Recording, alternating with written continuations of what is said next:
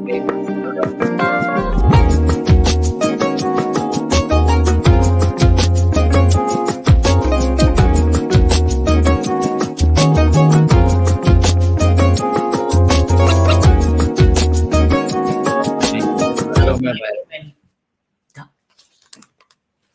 evening, ladies and gentlemen.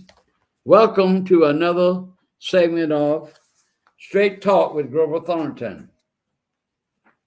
This show is produced by Mr. Julius Hall, and the name of this show is Our Black Media. We have tonight, gentlemen is not here, but ladies who are judges, and they'll be running for office May 21st. I wanted them to hear you and to tell you their position on certain issues, and hoping that they'll be successful in their endeavor. The first person on my show tonight is Judge Katie Brewington. Welcome to the show, Ms. Brewington. Well, thank you, Grover. I'm glad to have you here tonight. I'm glad to be here. And I want you to just tell us, first place, something about you. We'd like to know your background and stuff that we'd like to know about you. Absolutely. So I am originally from South Dakota. I have kind of lived everywhere, but I did go to college in South Dakota. I went to North Carolina after that, where I became a probation officer. As a probation officer, that's what got me interested in the law. So I went to Florida and I attended Florida Coastal University. And then my husband and I came to Savannah in 2012, where we opened the Brewington law firm. Oh, so you already had a law firm? So we opened it pretty quickly after I graduated and passed the bar. Yes, sir. Oh, that's good. Good question. Answer, really. But let me ask you this. Tell me why you're interested in being a judge in the first place. What motivated you to want to be a judge? Absolutely. So I have a lot of different experience. For the past 12 years, I have done criminal defense. I have worked with mostly underprivileged and lower income clients. I have also been a solicitor, and I am now a municipal court judge. And so between being a probation officer and then working on both sides, both prosecution and defense, and now ultimately being trusted as a municipal court judge, I think it's a natural progression to want to run for office and to become the next magistrate court judge, because it's a good way to serve my community with the experience that I have. So you're already a judge now, right? Absolutely, I am. In Pooler? I sit in Pooler, and I also sit in the recorder's court. So in other words, you're in the recorder's court every month, or when you have to take over someone? So I say, Mr. Thornton, I say, have gavel will travel. If a judge calls and Yeah. says that they want me, I will show up. Oh, that's very good. Okay, so you really stand on standby? Yes, basis. yes. Already good. Now, what really want to make you a judge to get involved with, and what would impact the citizens of the community? So it's a very impactful position, because you have a lot of power when you hold office and you're a judge. There's decisions that you're making that will highly affect the people that come in front of you. For magistrate court, on the civil side, they do small claims up to $15,000 and landlord-tenant law. So you ultimately may be evicting somebody from their home. They're also on the criminal side, do pre-warrant hearings and good behavior bonds. So I may make a decision that sends somebody to jail, and it may be bondable, it may not be bondable. And so that's a great thing to have with the right person. If you have the right person in the position that makes sure that the process is always fair, and that makes sure that the equal justice is served throughout their courtroom, then that's ultimately what I want to do, is to make sure that people come into my courtroom, they're treated fairly, they have the information that they need, and the process is fair for everybody. Well, that's good to hear you say about a judge being fair. and a judge being equal. Like you and I were talking the other day, I told you I don't disrespect any individual who's a judge. Don't misunderstand my position, but I just find it difficult for me to really accept a minister being a judge. And what's your view on that? I told you what my view was, that because it represents Christ, and Christ was totally compassionate, totally forgiving. So that's where my personal position on that. But what do you think about that type of position? I don't want to say that one person isn't qualified or another, but what I will say is I agree with you that a judge needs to have compassion. I think without compassion, you're going to take your power and you are going to and you're going to not do good things with it. You have to have compassion. You have to be relatable. You have to understand where people are coming from. If you don't have that, then you are not going to do a good job where you're at. So whether or not you have a different position or not, I just think that you want qualified people in the position. Mm-hmm. Well, Ms. Brewington, let me ask you this.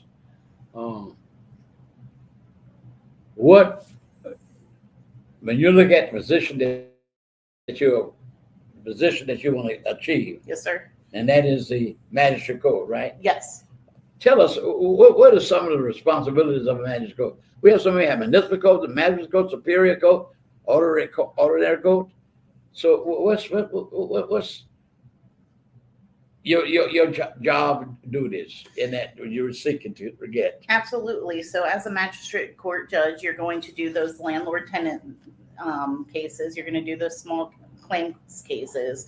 And you are going to listen to pre-warrant hearings and make a decision if somebody's should be charged with the crime or not.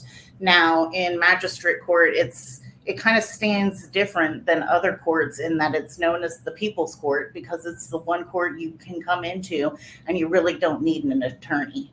And so you need somebody with a lot of experience on the bench, a lot of compassion on the bench, and somebody that understands people and can treat people right and treat people fairly.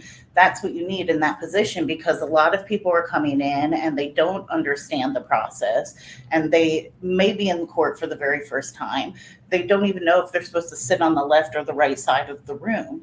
And so that the magistrate court judge really needs to make sure that the courtroom is open and available and safe and equal for everybody, because there's not necessarily always an attorney that's going to be representing each party. Mm-hmm.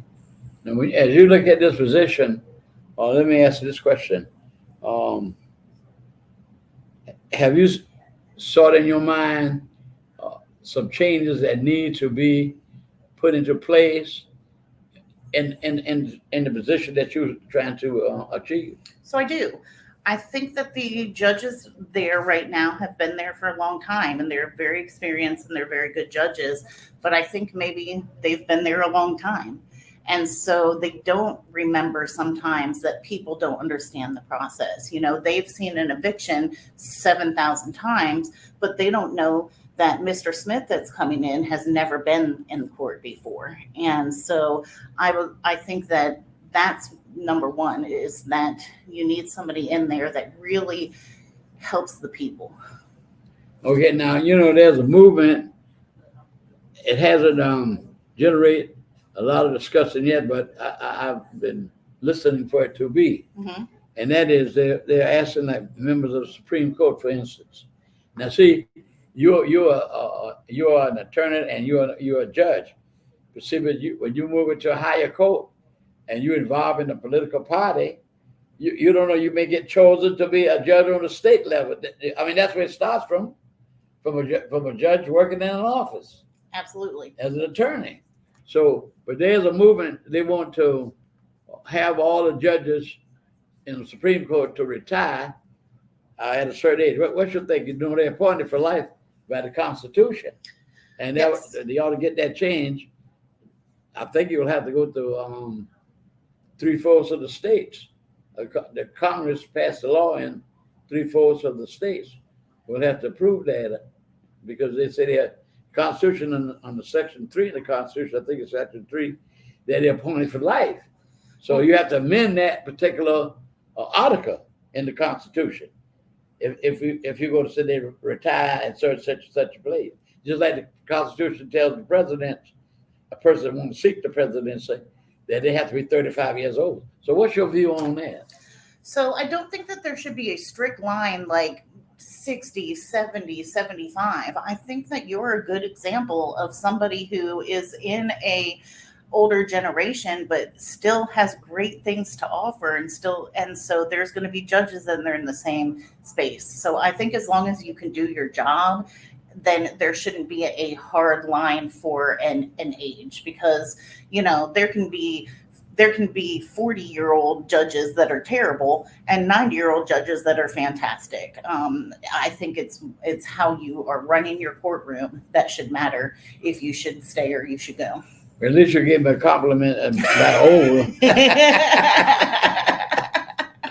Well, I thank God for that. I'm going on 90 years old, so you gave me a compliment. I thank God for that. I'm still in control of my faculties. But the reason why I ask you that, because there is a movement because of the abortion situation going into the nation right now. Now, let me ask you this question. So tell me what you'd like to see change in that code. You gave me the prescription of what goes on. Mm-hmm. But tell me what you'd like to see change. Is there anything you'd like to see change? You told me like you were going to be compassionate, mm-hmm. and you told me that about the age problem, because like you say, somebody could be 40 years old and more effective than one who is 70. So I can see that. But what changes would you like to, if you were elected, you would like to make in that position? I think I really need to get into the position to be able to fully answer that question. And I can definitely say that I think that there needs to be more compassion and more understanding of people. I think that's the number one change. But I really would need to get to work and see what's working and what's not in order to fully answer that question. Implement things that you'd like to see. Absolutely. Have you had any kind of experience that would say, I would like to be a judge? Something that might have motivated you to want to become a judge? I think that just my helping people has motivated me. I have, I spoke with a group earlier today. I never really was pushed to go to college. I was never pushed to go to law school. I just I was the first one in my family to do those things. Well. And so I think I'm a self-motivated person. That's good. In order to do that and open my own business. And then I think I really got inspired by my clients, because I work in criminal defense. My clients can be speeders, they can be murderers, and everything in between, but they're people, and they deserve somebody to be on their side. They deserve somebody to explain the process to them, make sure there's mitigating factors, and make sure that their rights are protected. And so that's when it inspires me, because ultimately, if you're on the bench, you get to do that in a broader aspect. Now, another thing that I wanted to ask you, I'll ask you when we're going to take a short break for a few moments. Absolutely. And then I'll come right back to my question. Okay.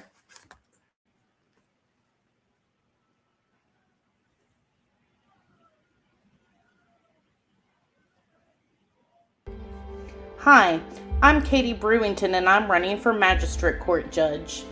Magistrate Court is often called the People's Court because people represent themselves or are pro se litigants.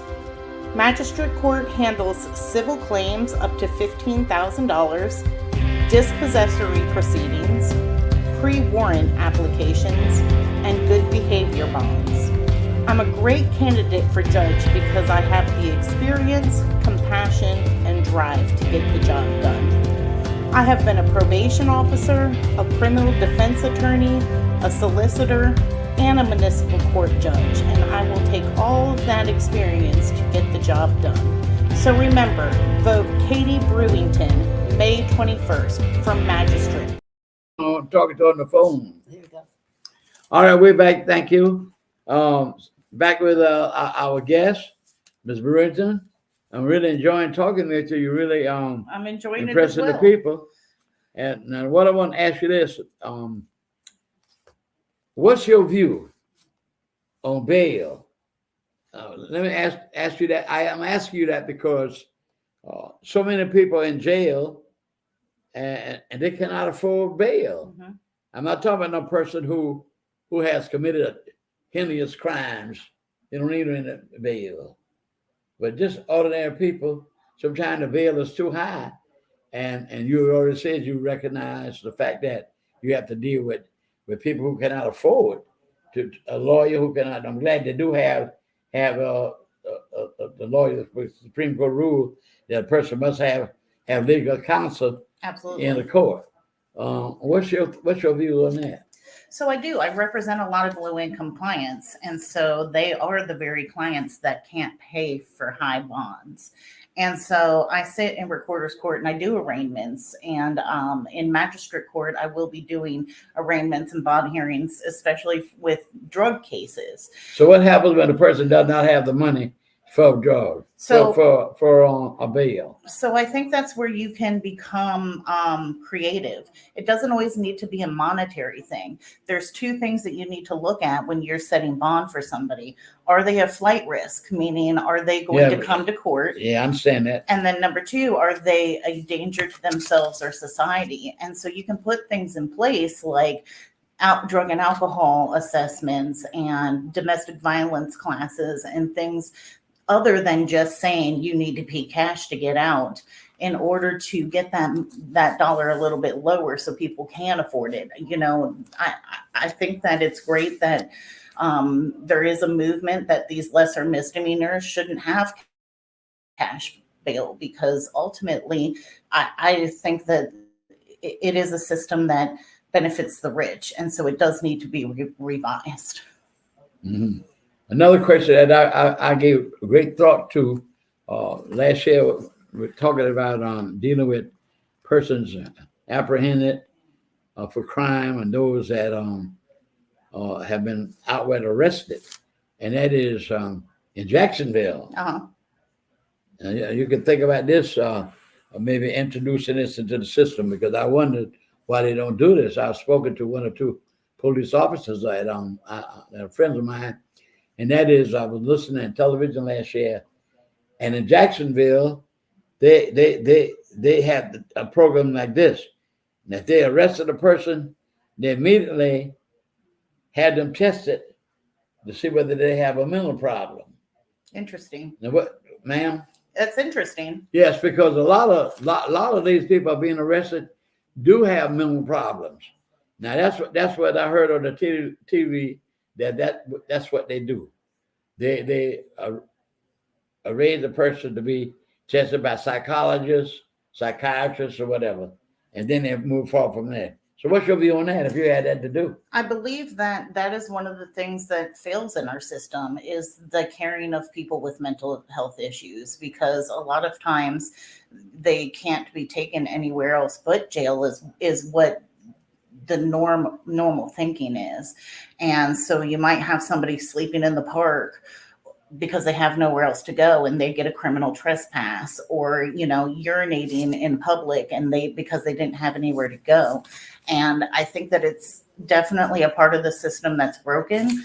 Our mental health clients are not being taken care of the way that they should be. What's good in Chatham County is we do have a court-appointed attorney that specializes in mental health. And what I can do from the bench is just ensure that if I think that somebody does have that issue and doesn't understand the process, that we see if we can look at different avenues to make sure that they still get a fair shake. So in other words, you're telling me that you'll be able then to recommend that this person we test it and then bring that individual back before we do any legal problems. Well, I don't know necessarily that as a magistrate court judge that would be. Can you recommend? That would be within my power. A lot of times that would be a defense attorney. So, that's a hard one to answer because you can't prejudge a case. Yeah, that's true. And so you need to look at the different factors for that case. And so for me to answer that just sitting here, it's kind of hard. So if we make a comparison with Jacksonville and Atlanta and Savannah, that would solve a lot of the problems, because the person has a mental problem, bipolar, or whatever like that, then the person is going to get the treatment. Then once they get the treatment, then it can be referred back to the judicial system. Yes, I think that we need to do that more. I have a federal client right now. He's charged with 2 federal arson charges and Arson. He burned down a house. Oh my gosh. And ultimately, I think that he may have had some issues at the time. And so as a defense attorney, I always have to make sure that I get them the appropriate evaluations so I can ensure that they are getting they're being taken care of and that their rights are not being inflicted upon. Oh, very good. Very good. Well, I see our time is almost up, and I'm going to give you an opportunity to speak to the public here about your abilities and your desire, and ask them for support and what you would do. You already told the people in the community some of the things you would do. So I'm going to just let you say what you want to say for these last 5 minutes or so. Okay, thank you. So, like I said, I have about 12 years of experience. I have worked, especially with magistrate court. I have worked the last 6 years. I have had a contract with the city of Savannah that I represent all of the low-income clients that come through and have arrest warrants pending against them. And so I go and I have their preliminary hearings, and the judge determines if there's probable cause for them to be arrested or not. One of the reasons that I want to be the next magistrate court judge is because I very much understand that an arrest is not just somebody being arrested, taken through the back door, taken to Chatham County jail, bonding out, and then that's it. There's a lot of repercussions that can happen. And so my decision as a judge to say, yes, there is probable cause or not is very important to get right. It's very important to get right because people can lose their jobs. They can lose their homes. They can lose their food stamps. They can lose all kinds of things just by having just the arrest, not let alone if they're found guilty or not. So I want to make sure that I take that experience to magistrate court. The other thing that I have done a lot is I've done a lot of federal cases. And so I'm a trial judge.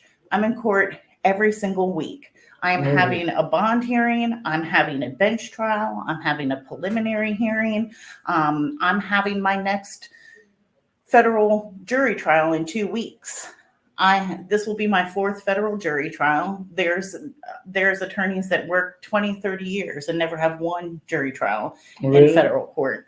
The reason that I've had so many is because I've been entrusted by the judges.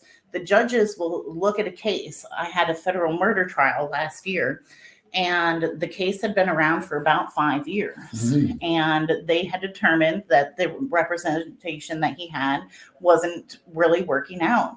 And so among the judges in federal court, they came up with names on who they thought should represent this person and had the ability to take it to a jury trial in 60 days. And they called me, Mr. Thornton, and they said, would you and could you take this case? And I didn't really think that was a question. I think that was a tell you type of situation. And I said, want can be a very interesting 4-letter word. And so I said, well, I don't know that I want it, but I will take it because it's nice to know that the judges do trust me. Yeah, they do trust you that you make good judgments. Yeah. And I've now been trusted to become a municipal court judge. And, I don't take that lightly because I do make important decisions that affect people's daily lives. And so I want to make sure that I take that trust from our community and that I do the absolute best that I can. There's 2 things that I really, really also think judges should do. I think a judge should never think that they're the smartest person in the room. I think that there is a lot of gray area in the law. And if I ever have a question or I'm not entirely sure how to rule on a case, I have no problem going to other people. You have Miss Harmon coming on next. I have no problem calling her or Judge Huffman or many other people that I have created in my circle that can help me. The second thing that I think is very important when you become a judge is that you reach down and you help other people come up. Yeah, that's good thinking. Yes, because if you're not helping the next generation, then you're really just not doing your job. My job is to help my clients right now, but my job is also to make sure that we have the best people, making sure that the system is the best that it can be, because it hasn't always traditionally been equal for everybody. And so we can strive to make it more equal for people. Well, let me ask you this while we're waiting for the timekeeper.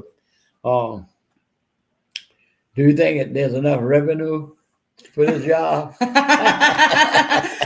Well, are you asking me, am I going to get paid enough, or does it make enough money? Which one are you asking me? Well, you think the judges get paid enough money for what they do? I think they do. I think they make a decent salary, and and I think that it is good. I also think that the justice system is a business, and there is revenue through all parts of the justice system. And yes, it is a big business, and there's a lot of money to be made by different people. I've never been that person that just wants to make money. That's why I have consistently worked with the clients that I have, because I want to make sure that everybody gets somebody that's good and somebody that's going to take the time to really look at their case and really defend them the way that they need to. Do you think 4 years is enough for the judge, or you think the time should be increased? Some countries, judges serve 6 years. I think 4 years is a good time to know if that person is doing a good job or not. And so it gives the public, I want to be a very open and honest judge. I tell people, if you want to come and see the judge I'm going to be, then come and see the judge I am now. You can get on my website, brewingtonforjudge.com. It'll give you my phone number. It's 912-704-0858. Call me and I will tell you where I'm sitting, because the judge I am today will be the judge that I will be if I'm elected May 21st. Okay. And campaigning is a hard job, because Absolutely. I ran for office one time. Like you and I were talking the other day in my office. But I want to say this to you. I hope you much success in your endeavor, because we do need very good judges. We don't need judges who are prejudiced. We need justice. And you have explained that to me and to my audience, that you care about justice for everybody. Absolutely. So, Ms. Brewington, I wish you very well on your campaign, and Thank you. much success. It has been a pleasure to talk with you. Thank you. It's been a pleasure as well. I hope that you have impressed the community. Thank you very much. Thank you. Thank you, everybody. Have a good night. Thank you very kindly. Now we're going for a little break for a few moments. Transformative. That's what Sonia Jackson is. Creative. That's what Sonia Jackson is. Compassionate. That's what Sonia Jackson is. Leadership. That's what Sonia Jackson demonstrates. Dedicated. That's what Sonia Jackson is. In Chatham County, there's never been a tax commissioner like Sonia Jackson. She has made the office more accessible, more consistent, more convenient, and more service-friendly. Let's keep Sonia Jackson while she takes the tax commissioner's office to new heights. On May 21st, cast your vote for a great public servant. Vote Sonia Jackson for tax.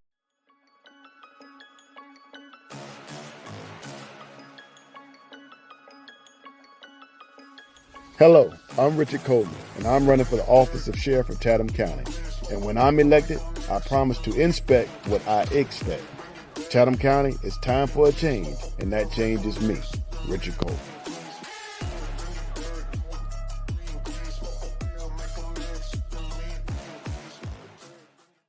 Amen. You're on. We're doing this. You're on. We're back again, ladies and gentlemen, and I hope that you enjoyed listening to Mrs. Brewington. So we have another guest here tonight, the gentleman, Mr. Richard Coleman. Yes, sir. Welcome to Thank you. Straight Talk, Mr. Coleman. Good to see sir. you. My pleasure. My pleasure to be here with you, Mr. And I'm happy to see you. Let me ask you this: how's your father doing? I know he was in the hospital. He's recovering and rested. He's doing well. He had a day procedure yesterday. Good. And I just want to thank everybody for all the love and support that was shown and given to the family. And I understand he was a coach at one of the high schools, wasn't he? Yes, at Johnson High School. Oh, Johnson High School. For how many years? 50 years. How many? 50 years. 50? 50 years. Oh, man, that's a long time to be a coach. Yes. He has had a lot of influence on a lot of young men. Yes. Your dad and I, we served together on the Ralph Vaughan Gilbert Civil Rights Museum for a few years. Yes, sir. Fine gentleman. Enjoyed working with him. Thank you. And never knew you before, but the chip don't fall far from the block. Thank you. Thank you so much. I'm happy to have you here tonight. Yes, sir. Now you're running for the job as sheriff. Yes. Is that correct? That is correct. Now you'll be the first African American sheriff. Let me say this, ladies and gentlemen. We've had 4 fine gentlemen. You'll be the 4th one. Yes. Running for this office. And that's the only office here in Chatham County we have not been able to break the glass on. We've had mayors, we had representatives, we had county commissioners, we had chairman county commissioners, we had mayors, and we've had representatives, all of that. But we have never been able to elect a sheriff. Yes. Now, I do know we had Mr. Williams back there doing the 60s. Right. Mr. Sam Williams, he's deceased now, a very good friend. He ran for sheriff. And then we had Mr. Holmes. Right. We have Mr. Mike Jones. Mr. Mike Jones. All these are fine men, and yourself. Yes, thank you. So you're very confident that you're going to break the ice? Absolutely. Like Ms. Clinton did. Supposed to have broken the ice sir. As the first woman president of the United States. So I'm happy to have you here tonight, sir. But let us start questioning you about what you like to do and your position, and hopefully you will be successful. Just tell us the first thing. Let's just tell us about yourself. Everything you would tell us about yourself, why you wanted to be the sheriff and what motivated you, whatever. Go ahead and talk to them. They're listening to you. Okay. Well, my name is Richard Coleman. Yeah. I've come from 2 prominent family members, my mother and my father, here in the Savannah community. Talk a little louder. Here in the Savannah community. I'm a 30-year Georgia certified peace officer. I'm a former chief of police, assistant chief of police. And where was that? Chief of internal affairs. I was chief of police first in Thunderbolt. I was the first black chief of police for the city of Thunderbolt. Yes. And then I went on to a city called Arlington, Georgia, where I became the chief there. And I moved back closer as my parents' health started failing just a little bit to get just a tad bit closer. I went to a city called Davisboro, Georgia. So you really have a lot of experience with the job. Absolutely. Yes. Now tell us what motivated you to want to be a sheriff from the first beginning into law enforcement. It's about, in the beginning for policing, it was just about connecting with the community. I was always a community person. And I was always a person that was out of the neighborhood. I was a friendly person. I was about my people, about my community. You got to speak up now. We can hear you good. Okay. Yes, sir. It was just about connecting with the community and serving the community in my profession, and if I was very effective at an early age in my profession, serving the community, why not shoot for the stars? Why not shoot for the highest seat in the county that's in my profession, which is the sheriff's office? Which is the sheriff. Yes, sir. Let me ask you this then, sir. Have you thought of some of the things that let us know what some of the things you would like to do to improve? Are you satisfied? First, let me ask you this. Are you satisfied with the current sheriff? Are you willing to change things that you see need to be changed? No. Or you got some things you like to do to improve that organization or what? There are a lot of things I would like to improve. Number one is staffing. A news report came out and said there's about 115 deputies short staffing. And when you have short oversight. So we have 150 115 vacancies right here. Right. The last report that I received. Now, from an inside source, I hear my numbers are much higher than that. But for what was reported, even if we say 115, that's still a considerable amount of shortage, which causes problems internally when it comes to oversight. So, individuals who are incarcerated, they have to be watched.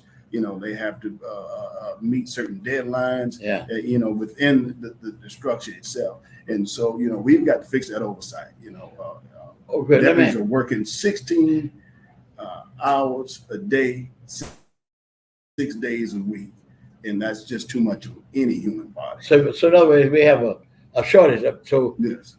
Has that been brought to the attention of the county? Absolutely. absolutely. And what is this position? From the news article I read, it's just a matter of them trying to get out and promote the sheriff, promote the business, promote the profession. Obviously, I don't think they've been very successful in doing that. I understand individuals are going on their lunch breaks and not coming back. So it's not been a real good, popular choice, should I say, to work at the sheriff's office right now.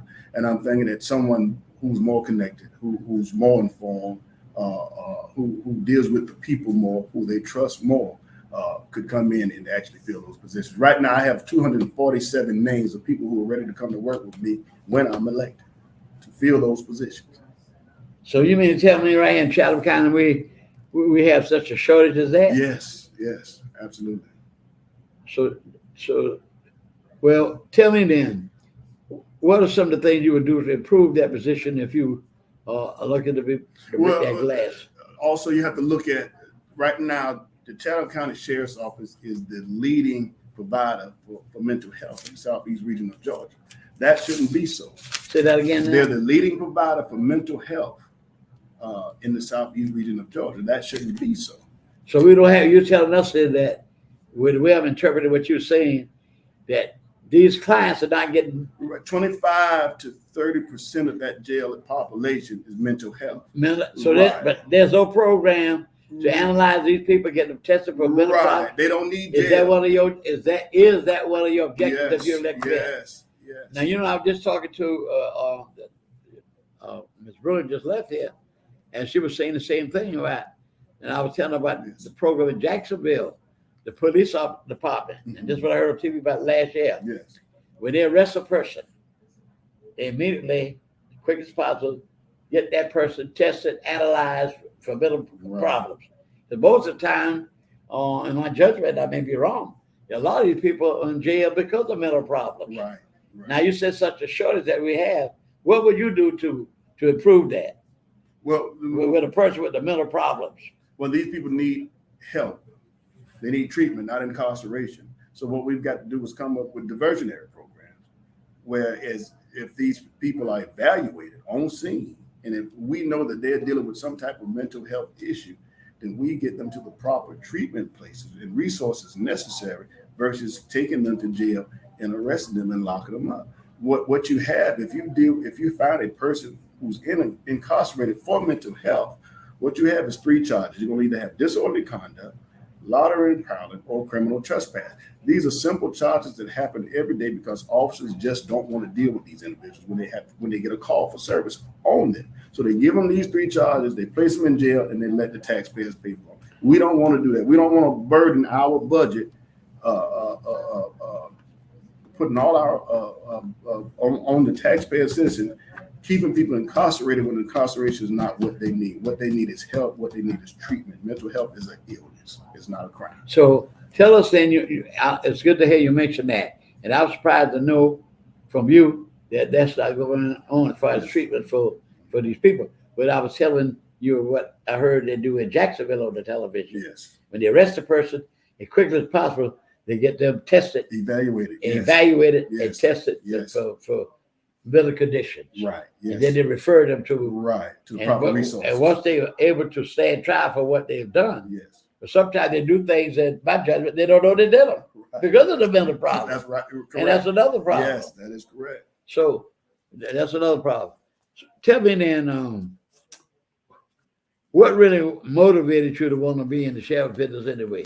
Well, it's just being in law enforcement altogether. Law enforcement is always, when I was young, I was very fortunate to always have a focus of what I wanted to be. Oh, that's good. You wanted to be a sheriff. Yes, I wanted to be the sheriff. That's a very good objective that you decided to want to do. So so when you say to me, talk about the middle of situation, you would try to improve the situation, but when a person is arrested, you want to make sure we have something in place that they will be evaluated. That's your first objective. That is the first objective. And I believe you said you would like to increase the staff. Yes. Well, let me ask you this. In your judgment, then tell me, how can they run a effective jail if you don't have the necessary staff? Well, that's a good question. And I think that's an answer for the current sheriff because they don't have proper staffing right now. And I don't think things are being ran effective as they should be, from what I'm understanding. Okay, and let me ask you this then. Do you believe a sheriff should stay in office any certain length of time or over and over and over? I think what's the predecessor was St. Lawrence. He At said St. Lawrence. about what, 40 years? Yeah. Yes. Yeah, he came from the county police department as the chief, and he Do you think that'll ran be for sheriff and he won the seat. Do you think that should be tenure? No, I don't think there should be a limit on sheriff, because I would like to be sheriff as long as I can be, as long as I know I'm doing a good job and serving the citizens of Chatham County the way I'm supposed to serve them from that seat that they. Well, the faithfully people voted. answer that question every time there's an election. Right. The people make that judgment. Right, on you. exactly. There you go. So they If you make don't that like judgment. me, vote me out. That's what That's I'm going to say. The Yes, people sir. would make that judgment. What is another question I want to ask you? Yes, sir. Is there a lot of money to be made being sheriff? Is that I think the sheriff's salary is set by the state the legislators. state? Yes, Of the yes. So city? if he wants of the state, Oh, the the state state- house, oh, yeah. the So state if he set- wants to lobby for a raise or anything, I think. Oh, he I has to didn't go know there that and was lobby for done it. by the state. Right. Yes, sir. Oh, that was done by the state.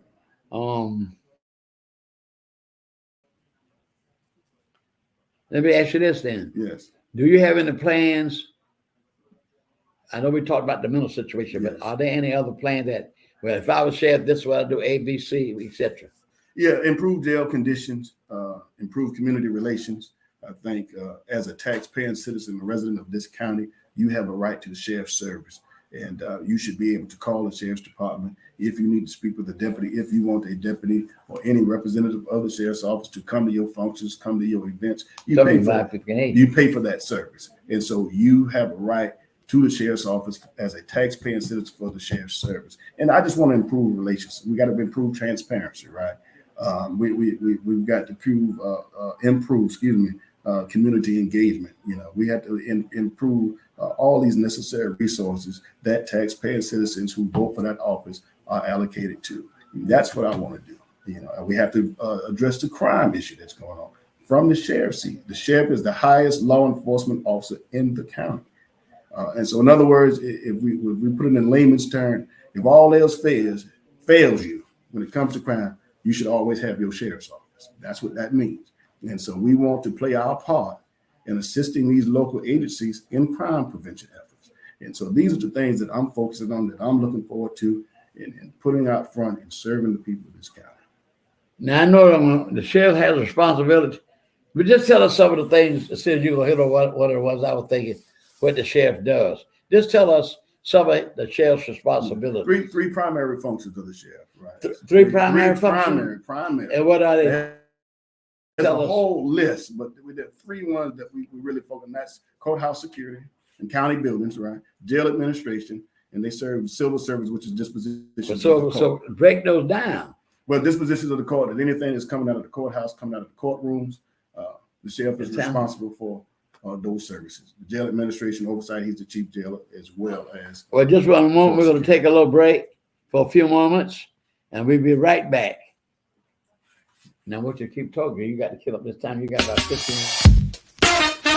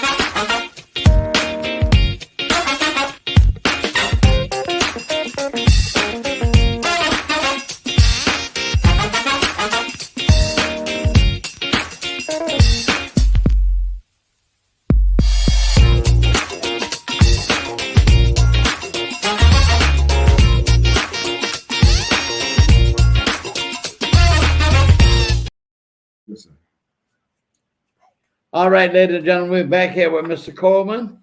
He's trying to make history here by busting this glass to become the first African-American sheriff in Chatham County.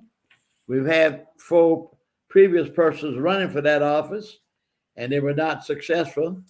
But he says he's going to break the glass and become the first African-American sheriff in Chatham County. Okay, Mr. Coleman, we're back to you. Yes, sir. I want to ask you this, sir. What motivated you to really want to become a sheriff? You thought about this a long-range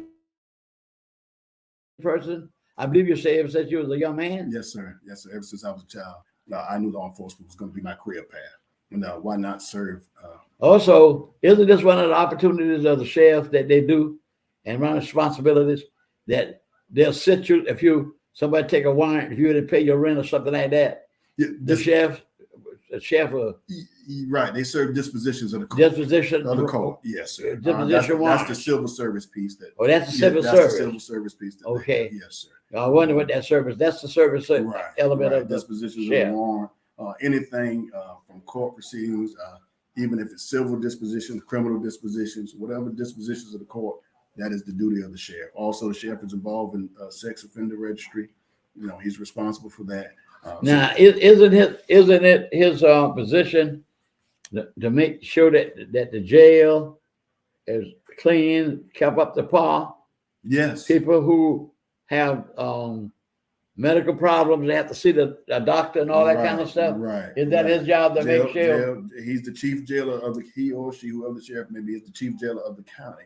And so it is the duty of the sheriff to ensure that all the necessary steps in now, let me ask you a question. Guidelines are being followed.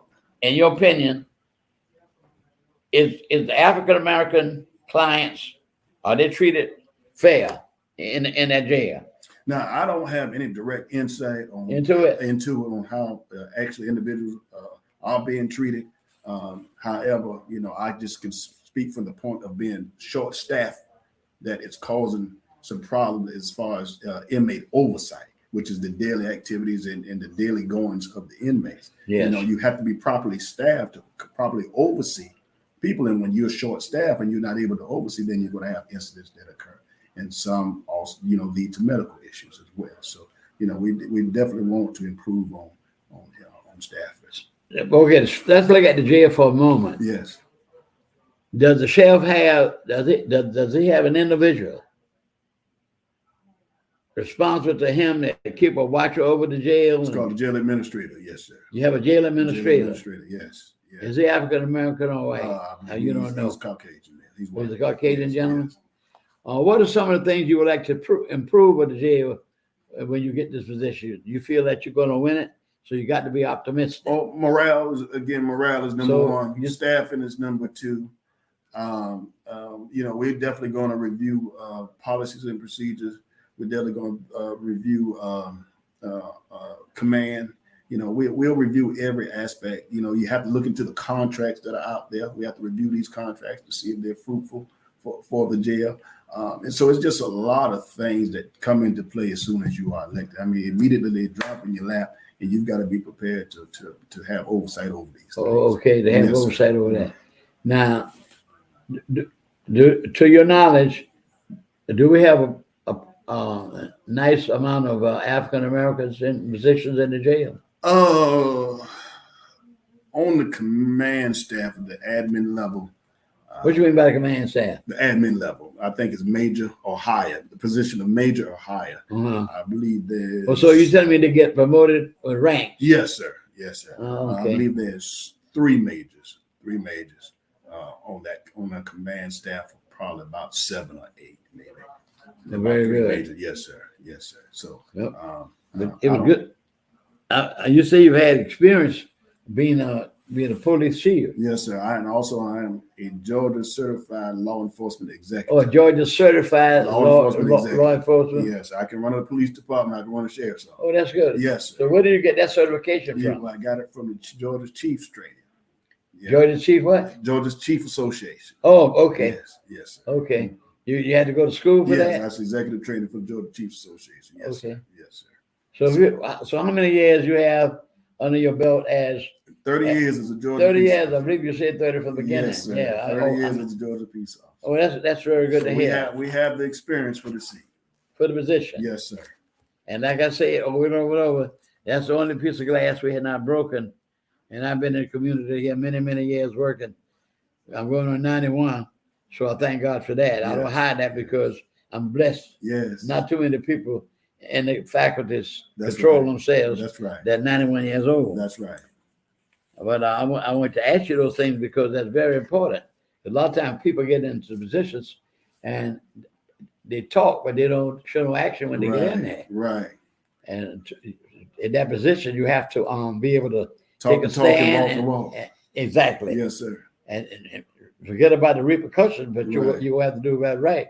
But like your previous guest, my guest said that when you sit where you were sitting, Yes. it just should like to be fair and just Yes. to all people. That's correct. And That's whether correct. it's in employment Right. or other positions That's correct. available, That's correct. You want you to know, be fair. That's you got correct. to be fair and You want just. to be fair. Right. Now, have you thought about this when you was a young man? I believe you say, if I want to be a sheriff. Yes, sir. Well, at least you had Yes, already sir. chosen Yes, I already chose my yeah, career path. your career I path. thank God for the opportunity to walk in it. Yeah, well, Yes, I'm truly yes. grateful. Well, we don't have a few more moments left, and Yes, sir. I'm gonna leave you to say whatever you want to say. In addition, about your campaign, Yes, sir. tell the people about your Yes, campaign. sir. I saw one of your signs over here on Lago and Tibet. Beautiful sign you have with your Thank picture on you. there. Thank you. Very attractive Thank sign. you. Thank I'm gonna be fair and honest. I've seen many signs, but Yes. I'll have to rate you by the It's a beautiful sign. Thank you. Thank you. It's really a Thank beautiful you. sign and, Thank that you you. have advertising for this position. Thank you. Thank you. I just want the people to know, Mr. Thornton, that I am your next sheriff. I plan to be fair. I plan to be accountable. I plan to be transparent. So I you just plan talk to to the make- community. I plan to make the necessary change. Change is that Wait a minute, hold that word change. Yes, sir. What is that word change you're going to make? And Other than you going to the position? improve jail conditions. Who what? Improve jail conditions. Wait a minute now. Community That's- transparent Wait a minute, hold it now. Improve jail conditions. conditions. Yes. So what are some of the conditions that's Right not- now, there's some question marks in the community about visitation. You know. Oh, what you Yeah. mean by visitation? People No, want- they people won't let the people see when they want to see them? Exactly. They have now. They've gone to technology for visitation. One time, visitation was in person. Now they've gone to technology for visitation, and these things become very costly at some point. And so, Wait a minute, on the technology, the only thing I know with the technology was with people. satellite visitation. Oh, I don't know about I know any of that. They're like we're doing now. This is how. Give me an example. Right, Only thing I like- know from the old times, you go there in the jail, you put the phone to your ear. No. It's just. That's one thing I don't want to know about because I don't want to go to no jail. I'm just asking. I don't want to know about it. The only time I was in the jail for a speeding ticket when I worked for the company one time, I went out to the airport to pick up some packages. Right. Because part of the machinery died at the Georgia Pacific Corporation. I was in the office type work, but I did pick up the mail and stuff like that. And I was speeding in Garden City because they told me to hurry back with the project because the machine was down. Yes, sir. And the police stopped me and said I was going 80 miles an hour or something like that. Well, so when I got to the jail, it was time to pay. I didn't have no money to $80 with me, whatever it was. Right. The man, they locked me up, and the man was very nice. We talked, waiting on the guy at the office come and pick me and get in the Right. rescue and pay the fine. And here we, and by 5 o'clock, the man was so nice. We done talked about that happened about 3 o'clock. Yes. And we thought the man said, you know, Mr. Thought now, it's just about my time to close. And do we going home? Oh my gosh. And then I had my 2 boys too, and I was in a mess. But the lady I was going with, when married, she got my 2 boys from a previous marriage. Right. But she did that for me, and the man was so nice. And he had to put the handcuffs on me, man, to go from one building to the other on Aberson Street. I said to myself, I hope nobody don't see me.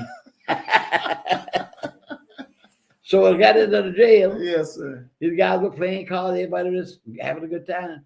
I told the fella, I said, well, don't expect me to be too friendly with you, because I won't be here long. That's right. That's right. So the conditions of the jail, Yes, sir. that's one of your means. Community transparency. So in other words, are you telling me then some things are going on in the community that in that jail that we don't know nothing about? I'm hearing some things. Huh? I'm hearing some things. I can't say for sure. I don't Oh, want to yeah, put that okay, out there. no, like you that. can't put that out. Right. I don't But wanna do you, that. but you have heard some Right. things. But that one you- thing I can say when I'm elected, You change it. it is what it is. Transparency. It is what it is. Well, it ought to be transparent Good, to the bad, or community. indifferent. Yes, sir. Yeah. I was once told the same light that makes you shine is the same light that will show your blemishes. Yeah. And so it is what it is. It is. You've got Because to be I believe in that transparent. transparency. I was put on a jury one time, and Judge Gadsden was handling that case of Superior Court. And after some man, Yes. a young man died in that jail, Yes.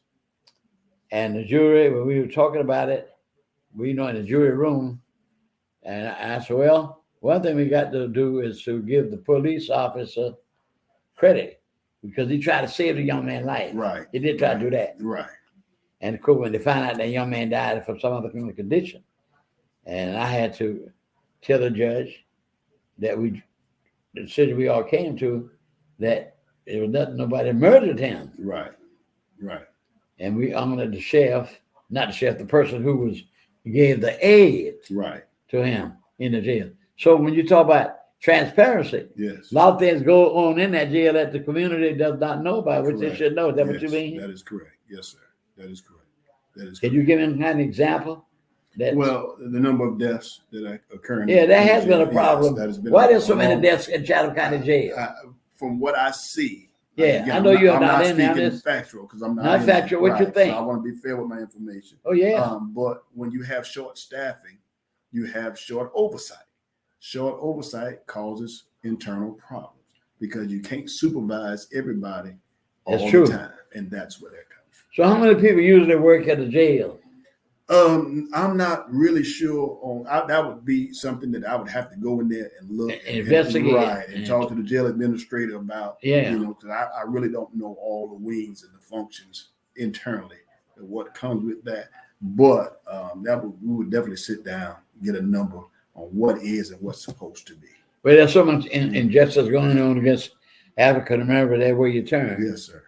So, and of course, I hate to see the jail keep filling up with African Absolutely. Americans. Right. Do they do any type of education process? There's a In lot the of jail? there's a lot of Yeah, what they we call talk about that. programs. There's a lot of Yeah. programs. Like out what?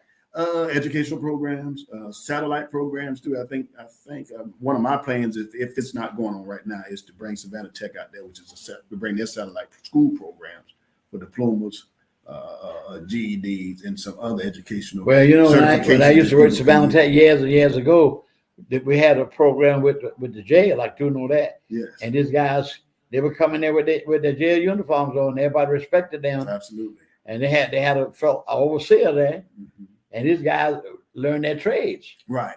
So that I've already maintained in the penal system Yes. that they should train people. Yes. That's why you have the reversing door, revolving door, in and out, because these guys get out no training.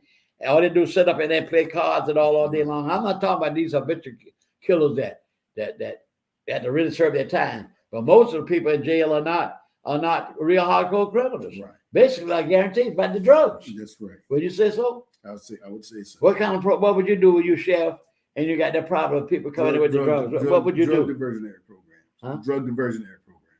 Oh, Yeah, we put them in place. do they have that in the jail now? Yeah, they have it now, and it works hand in hand with the courts as well. So it's a good program. Oh, it is? It's a good situation they have. Does it have any element of job placement on that program? I don't know, but that's something that I will target. Would you think about doing something like that? Absolutely. A lot of these men got out of jail, they right back in the street. What happened? You They know, right revolving door. They're right back in the same pipeline again. right. One institution that I would like to start is the CARE program. It stands for Career and Rehabilitation Efforts Unit, to place people who are being released. You know, I have to job make you laugh. situations. So we talked about the jail system because we almost through with your visitation here, and I'm gonna let you Yes. close in a few minutes. But I remember one time this happened for real. Mm. It was down in the jailhouse. He always in and out of there. So the man had a known problems, no question about that. Yes. So the police people told him, so no, we can't keep you in jail no more, man. You've served your time. We got to release you. He said, but I don't have nowhere to go. You got to find somewhere to go, all that. And we can't keep you in jail. You know what he did? Now I don't know whether it's true or not. So he went out of jail and took a break and broke out some with Oh, his goodness.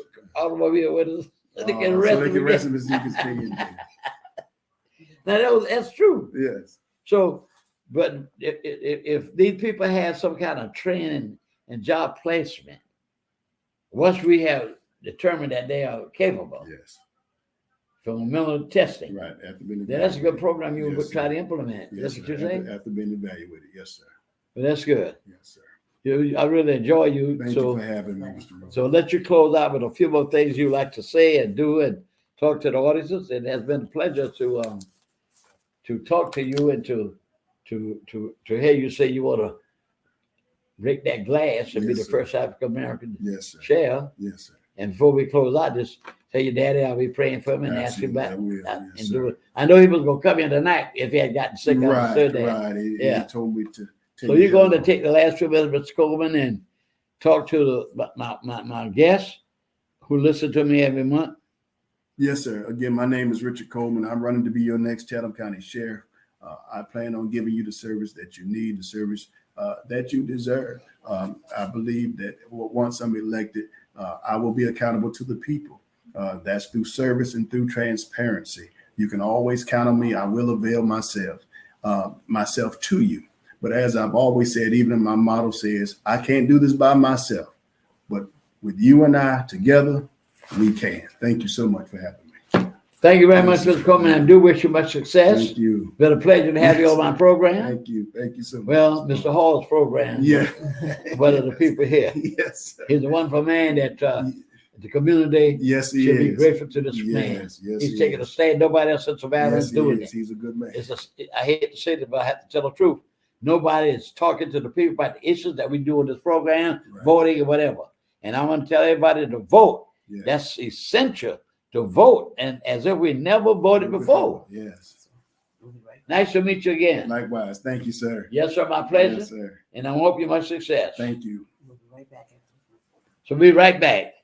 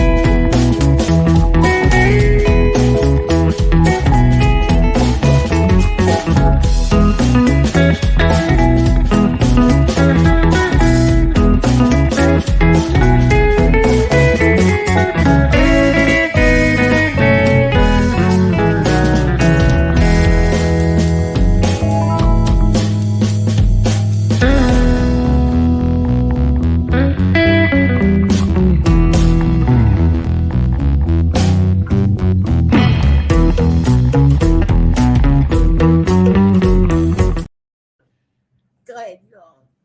Oh gosh, I have to tell you on the phone. All right, ladies and gentlemen, back again. I'm having a nice night tonight with another excellent judge who is ready for office, and her name is Judge Crystal Harmon. Welcome to the show, Ms. Harmon. Thank you. Thank you. Very attractive lady. Thank you. I'm happy to have you on the show. I'm glad to be here. I had a long talk with her yesterday. She and I talked about 4 to 5 hours yesterday, not only about judge things, but other matters that happen in our community and into this nation. So I'm happy to have you on my show. Yes. Over my show, I'll be the last contestant on the show here, my guest. I'm honored. Just tell us about yourself, Ms. Crystal. Yes. Well, my name is Crystal Denise Harmon. I am A little originally. louder, darling. Yes. I want everybody to hear you. My name is Crystal Denise Harmon. I'm originally from Florida, DeLand, Florida. I graduated from FAMU Law School, so I am a proud Rattler.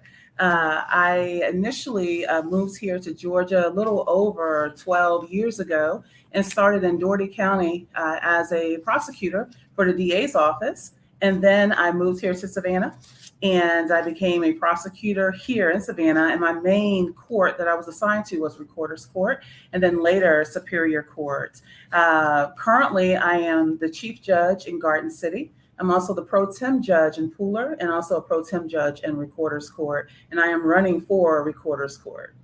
Oh, we're very happy to have you here, Miss. May I call you Miss Crystal? Yes, Judge you can. Crystal? Yes, you can. All right, Judge. I call you Judge. Is that You all right? can. You can. All right. Fine. I'm pleased to have you here. Yeah, I'm so glad to to be the here. show tonight.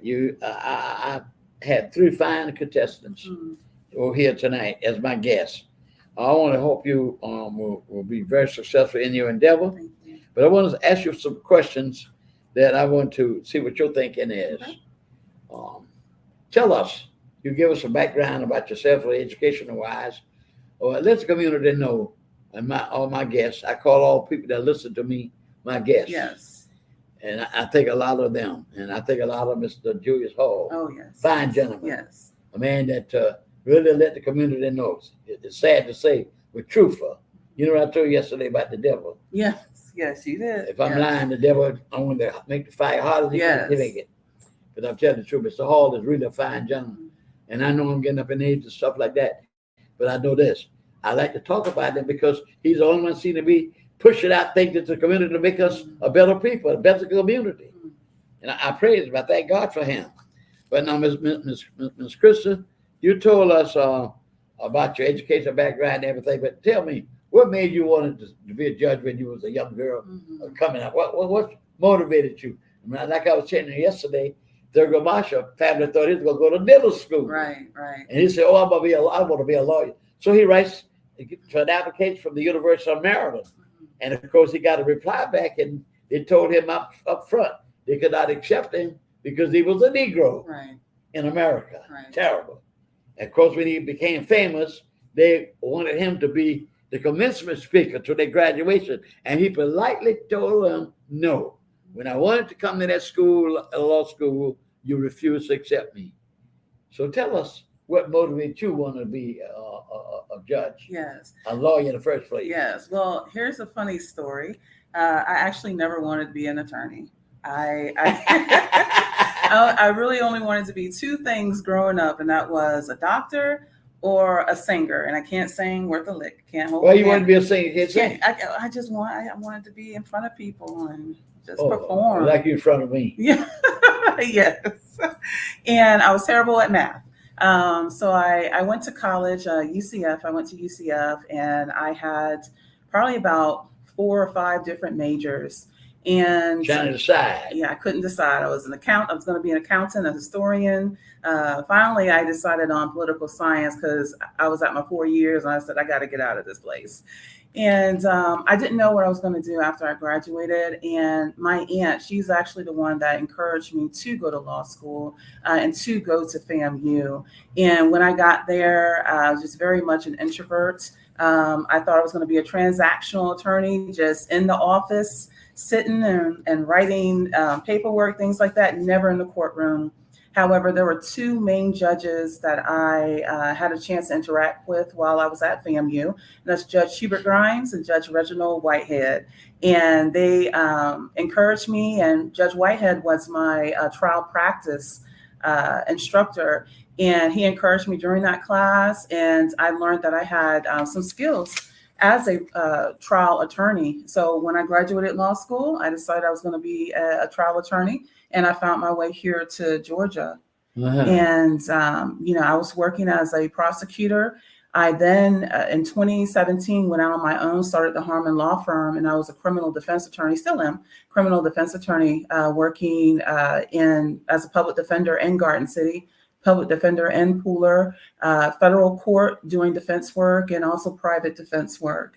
And I was approached by Judge Tomlinson and the city of Garden City, and they wanted to know if I was interested in becoming the next judge there. Oh, yeah. And yes, and it took me a while. I thought about it long and hard, and I decided that being a judge would allow me to continue on my work as a public defender in terms of working hard, making sure that everyone's receiving equal justice, and also making sure that the process was fair.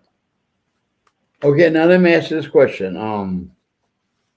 Tell us, just like I did not know, Mhm. I do know I had one time to go to Recorder's Code. And that's you could take the position, hopefully, Yes. that Judge Harris had. Is that correct? Yes, Judge Adele, yes. Yeah, Mr. Odell had a friend of mine. Yeah, he's going to some other ventures. So that's the position you're aspiring for. Yes. So give us some of the duties of a judge in Recorder's Court. Yes. What does that court do? Yes. Well, with Recorder's Court, for all of Savannah, unincorporated Chatham County, that's the main court that most people, if they got a speeding ticket, that they will come to. Recorder's Court also is the first court for misdemeanors and felonies. So most of those cases will start in Recorder's Court. So I would also handle bonds. I'll handle preliminary hearings, first appearances, things like that. Also city ordinances. Now I'm going to ask you some of the same things I asked Judge Katie. Yes. What's your view on bond? You recommend a person be bound over? Mhm. That's your job, right? To be bound over Bound to the over next to court. the next court. Yes, Is yes. that right? Am I right? Yes. So when I'm bound over to the next court, then it's up to the court whether or not bond will be extended to me, depending upon what the offense is. Right. That's correct. Is that correct? Right. But you just still tell me as an attorney and a judge, what is your view on bond? Because so many there's a movement right now in some states to cast a bond. A lot of times you have a person in jail over and over and over, got nobody to stand for a bond for them. Mhm. So what do you do? Well, and just let me clarify a little something in terms of with the bonds. It's not only just a charge, because with Georgia, there's the code section OCGA 1761, and with that code section, there are certain felonies that Recorder's Court judge, municipal court judge cannot set a bond on. Only a superior court judge can set a bond on. But you have to make the referral though. Right. If there's probable cause, then that case will be bound over to the next court. Oh. Regarding any other cases that come before a judge, or as I'm currently in Garden City, there are certain factors that we look towards. One, whether or not individual is a risk to reoffend, whether or not individual is risk to community, risk to a victim, whether that individual is a flight risk. Also, in terms of whether or not an individual is a risk to reoffend, a judge will look at that individual's criminal history to determine. Okay. Yes. So you do believe in some compassion and leniency. Is that I correct? definitely do. Yes. And I definitely believe in following the law and making sure that each individual that comes before me, that they get that fair shot. So can you tell me anything that happened in your life that went into, of course you did say you didn't know whether you wanted what you wanted to do, but since you achieved that objective, can you think of anything that might have happened in your life that really pushed you into that particular objective as a lawyer and as a judge? I think in terms of just me deciding on this career path, Yeah. I think my background really made it possible that this is a great fit for me. I've always loved to read. I've always loved history. I've always was interested in the law, following the law in some way, shape, or form. And also, I was introduced, to the criminal justice field actually at an early age, because I was a victim of a burglary. Oh, I didn't say that yesterday. Yes, no. So you're so pretty, so they had to try to steal you, maybe. I don't know. I don't know about that. But I wanted to be a judge. I wanted to be a lawyer, but I told you that, and I was discussing yesterday for about 3 hours, Yes, about 5. that I wanted to be a criminal lawyer. Yes. Yes, I don't know how good I would have been. I think you but- would have made a great one. Well, I've had many people to tell me, I mean, good lawyers. Yes, yes, Because I read a lot. You got to be Oh, able yes, to read to be a definitely. good lawyer yes. and be able to express yourself. Right. Can't get up there in the court and say, well, I ain't this, that, and the other, you know. Exactly. Messing up the verbs. Right. You have to enunciate. So your experience has been very rewarding to you, I know. Yes, yes. And let me ask you a question like this. I was speaking to Ms. Brewington, and I was telling her about the system in, talked to me yesterday, we did, in Jacksonville. Mhm. You remember we were talking about that yesterday? Yes. And that's before they sentence a person, then they analyze them, send them to psychiatrists, psychologists, and they try to look at their background, look at any medical problems. But most of the people in the jailhouse, 9 times out of 10, got mental problems. Don't you think so? I do find that. to And be so what true. Jacksonville does, as I was telling you yesterday, they take the person to get this person analyzed and check out, see whether or not they have a mental problem before they turn around and just throw them in the jail and your trial is such a date. But there's a problem. Then when that person get well enough, maybe they're in a position that you got to take into consideration that this mental problem, what caused this person to do that particular crime. Right. So the word judge means there's a great thinking in your part. You just can't jump up and say, okay, so. Right. You understand? That's my view. Yes. Now you take, for instance, a man was saying on talking about TV yesterday and today, as a matter of fact, about all these people that attacked the Capitol, which they did. Mm-hmm. You know, during January 6th when that Yes. happened. And the man was saying that some of these people may have mental problems. So what do you do with these kind of people? And they say to sentence them to 3 and 4 and 5 years in prison for doing what they did. Right. Because everybody now apologizes and say, well, I followed Mr. Trump, I did this other, they didn't do no thinking because they didn't think what the results would be. But Jacksonville does have that program. And I talked to some of the friends of mine who in city government. Nobody want to implement that. Mm. Made me think they want people to be bad and to put them in the jail and lock them up. You got to try to help the person. That's why, as I told you yesterday, about my view on a person being a judge.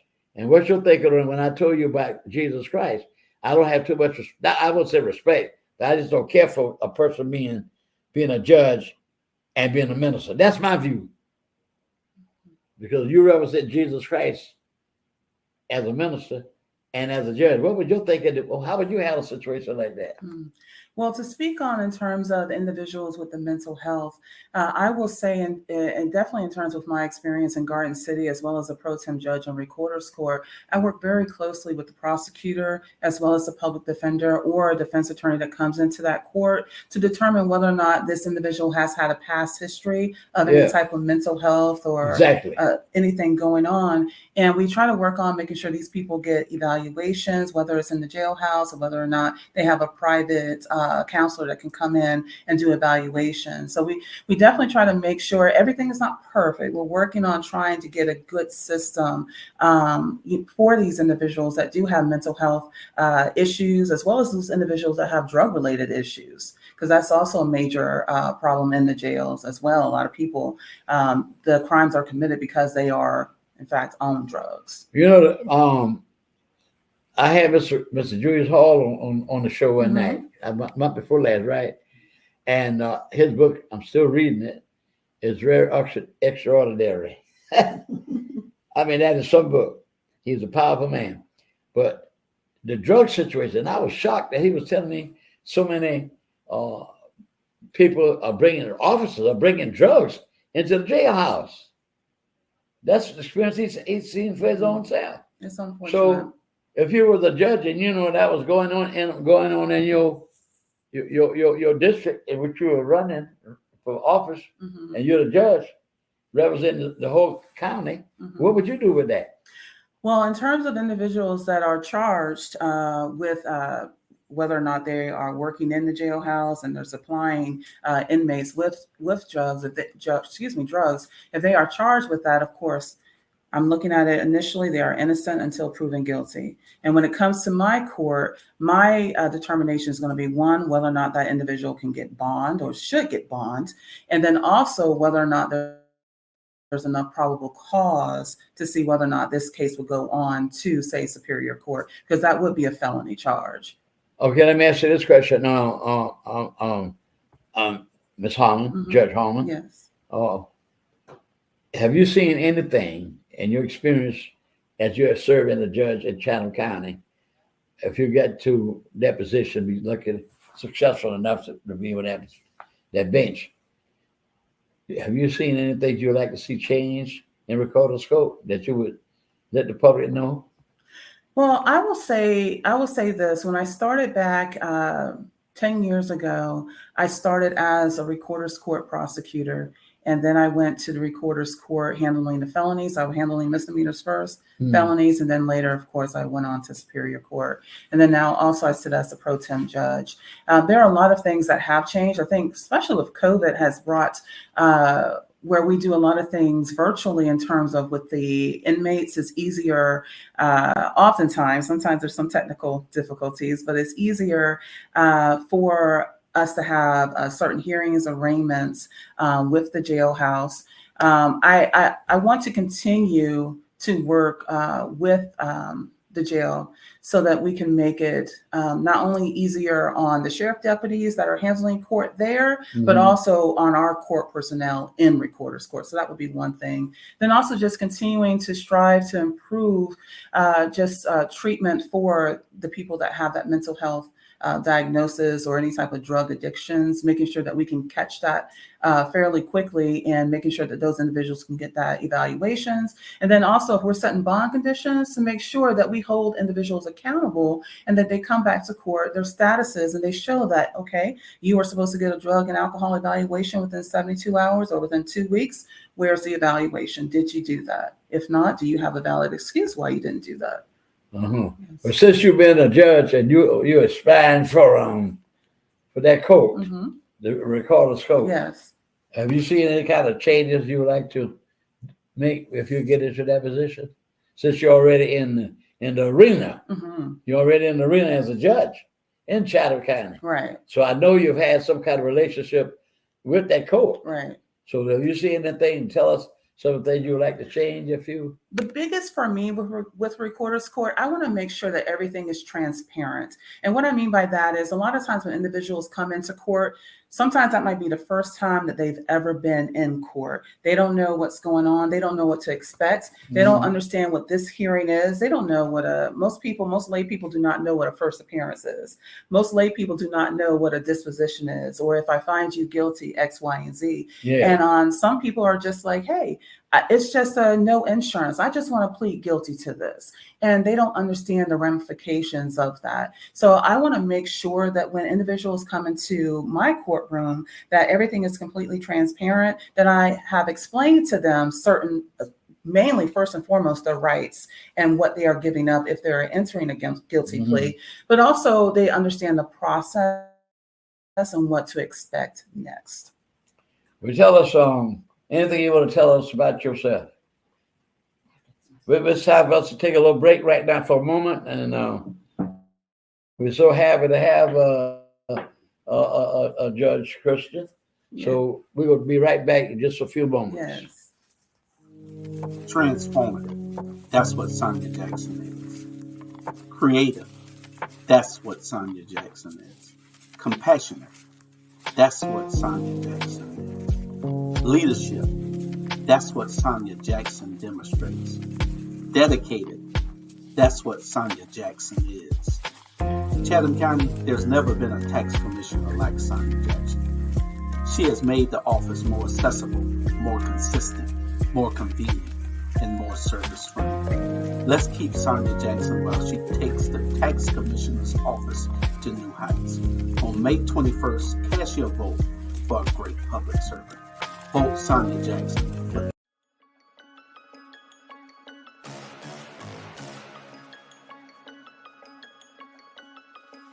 Hello, I'm Richard Coleman, and I'm running for the office of Sheriff of Chatham County. And when I'm elected, I promise to inspect what I expect. Chatham County, it's time for a change, and that change is me, Richard Coleman.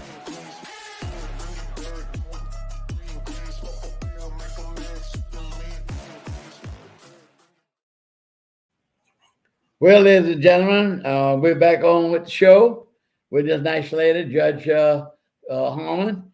Judge, I'm going to let you take the next few minutes to tell them, to wrap this thing up tonight, to tell us why we should vote for you, and just go right on talk. Okay.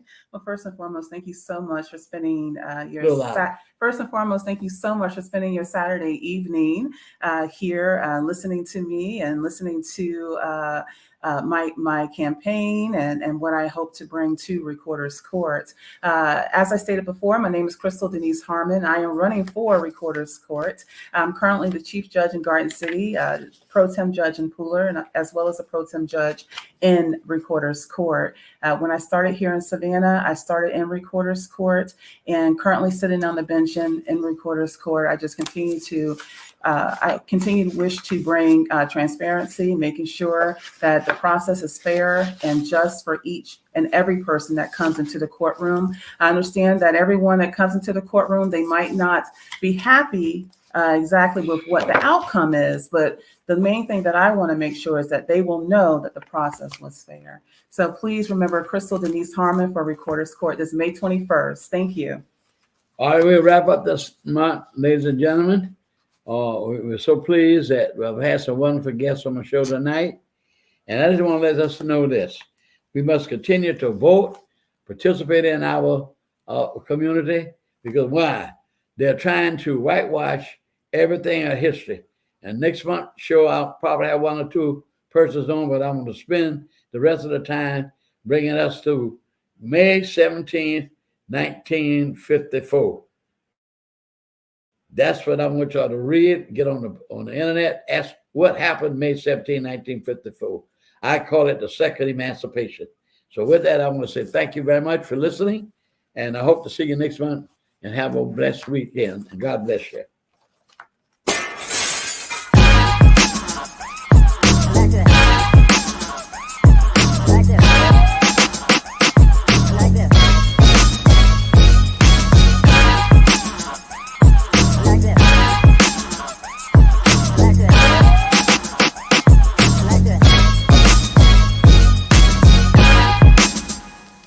I like